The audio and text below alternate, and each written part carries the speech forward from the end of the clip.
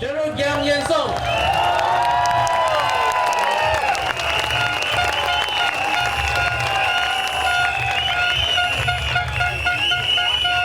My fellow Singaporeans, voters of East Coast GRC and Fengshan SMC, good evening.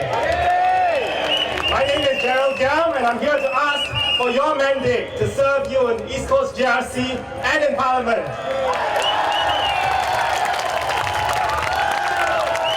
各位新加坡的同胞们，各位东海岸集选区的选民，各位凤山单选区的选民，晚上好。我是连彦松，我是东海岸集选区的候选人。2011年的时候，你们的支持让我进入了国会，我成为了非选区议员，我感到非常感激。过去4年来，我很努力的在国会里发问，提出了很多课题和意见。如果我们当选了，我们最重要的任务，就是确保市政保持清洁，电梯能够运作，还有照顾所有的人民。我们也会好好的管理市政会的财务，但是我们不只会是市政的一员，我们还会仔细的了解你们的顾虑，然后在国会里提出来。当行动党提出不适当的政策时，我们会反对。但是行动党的议员绝对不会反对他们自己的政策。我希望大家能够支持我们，给我们一个机会为你们服务。请投工人党一票，掌握民权，把握未来。谢谢。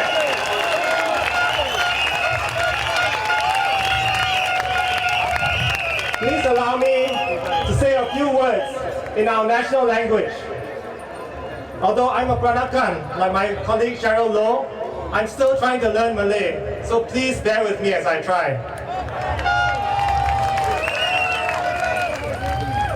Saudara-saudari sekalian dan penduduk-penduduk GRC East Coast, salam sejahtera. Pada pilihan raya yang lalu, sokongan Anda membolehkan saya masuk ke dalam parlimen sebagai anggota parlimen tanpa kawasan undi. Saya amat berterima kasih ke atas sokongan Anda. Di parlimen, saya telah bekerja keras untuk memperterangkan isu-isu yang orang Singapura menghadapi. Sekali lagi, saya meminta sokongan Anda untuk melantik saya sebagai anggota parlimen Anda. Undilah Parti Pekerja memperkasakan masa depan Anda. Terima kasih.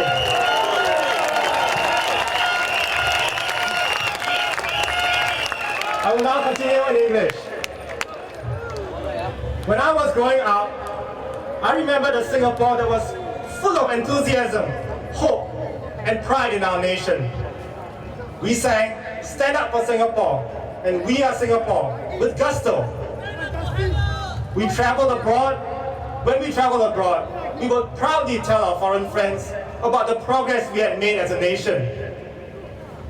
In the decades following independence, the government gave out many special tax breaks to MNCs with the expectation that these companies would invest in local talent, transfer knowledge and skills to them, and eventually promote Singaporeans to head their local offices.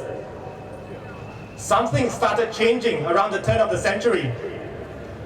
There was a creeping cynicism that had entered our national consciousness. The PAP was no longer that benevolent and all-capable government that many of us imagined it to be. We started to see a government that was starting to lose confidence in its own people. the PAP felt that Singaporeans did not possess sufficient talent to grow the economy at a fast enough pace. Economic growth is of paramount importance to the PAP because that is how it derives its legitimacy at elections. So they were under pressure to do whatever it took to feed this growth. This led to the fateful decision around that time to open the floodgates of our job market to foreigners. Now, before I go further, I would like to emphasize again that the Workers' Party is not anti-foreigner. Most foreigners come here to work hard and build a better life for themselves and their families. Any criticism I make is against the PAP's population policy, not foreigners themselves.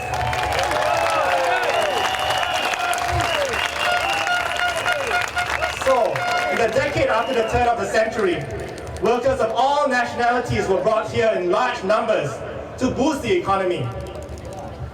Knowledge transfer to locals ended up taking a back seat. Why spend money to train locals to do the job if you could easily hire a foreigner with low enough salary expectations? Meanwhile, Singaporeans were told that foreigners would create jobs for Singaporeans, that the fruits of economic growth will trickle down to the poor.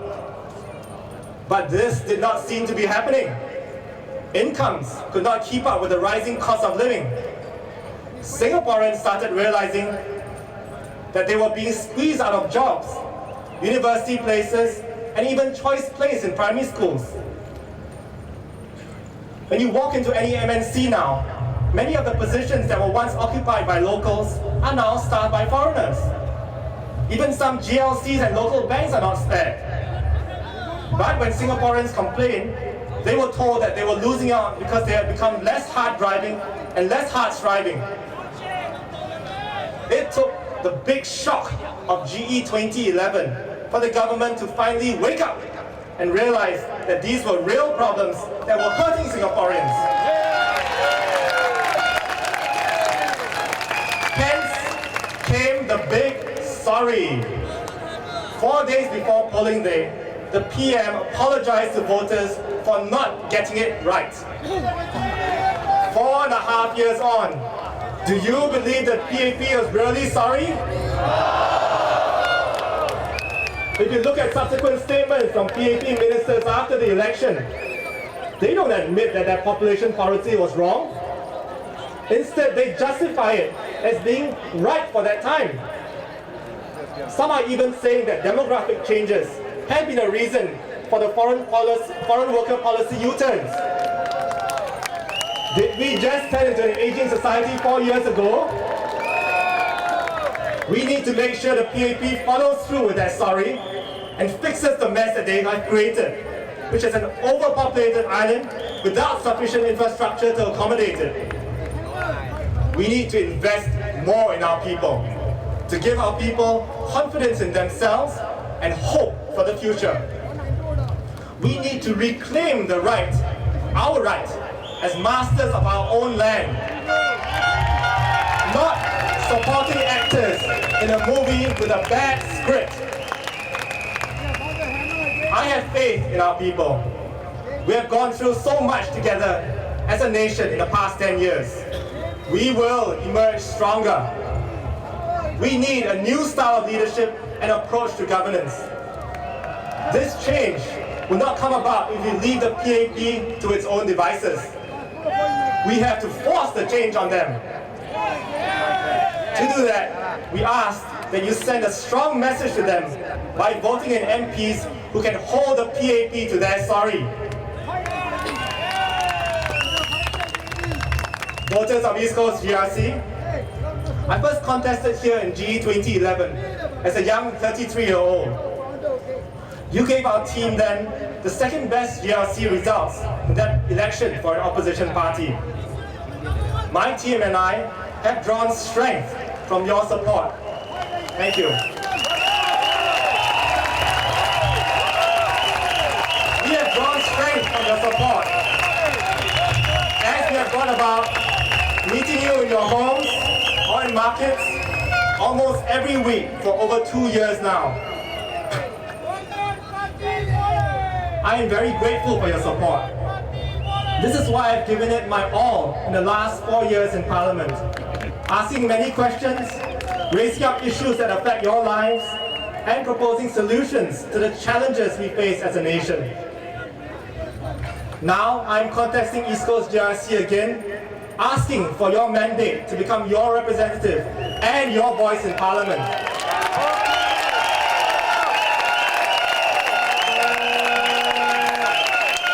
Please support us, because there's a lot more work we need to do to empower your future.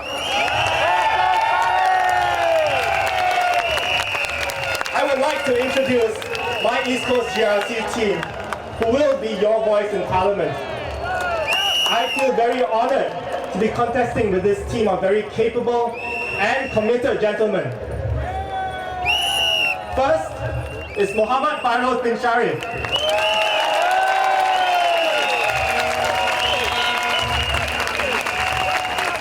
Fairoz holds an honors degree in history and a master's degree in Southeast Asian studies both from NUS. He has been a lecturer at SIM University and was with the National Library Board until a few weeks ago when he had to resign to contest the elections. Fairoz is a dedicated husband and father. He's a man of strong convictions and principles. If elected, I have no doubt that he will not only care deeply for his residents, but he will also be able to raise very important issues in Parliament that affect all Singaporeans, including the Malay Muslim community. Next, Associate Professor Daniel Goh Pei Siong. Daniel needs little introduction. He's one of the foremost sociologists in Singapore. He's a deputy head of the Department of Sociology at NUS and has a PhD from the University of Michigan. Daniel has a tremendous ability to analyze policies, crunch the numbers that support policy proposals, and present them in a way that everybody understands. You can be sure that he will be able to effectively debate issues with ministers in Parliament.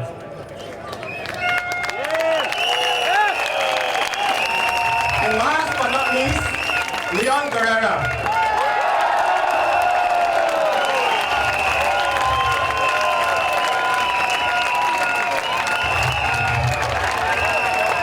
Leon obtained a double first-class honors degree in philosophy, politics, and economics from Oxford University.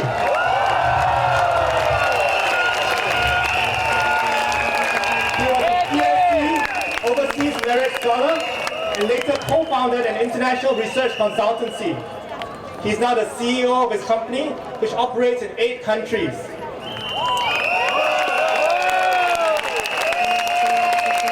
Despite his achievements, Leon is one of the most humble persons I know.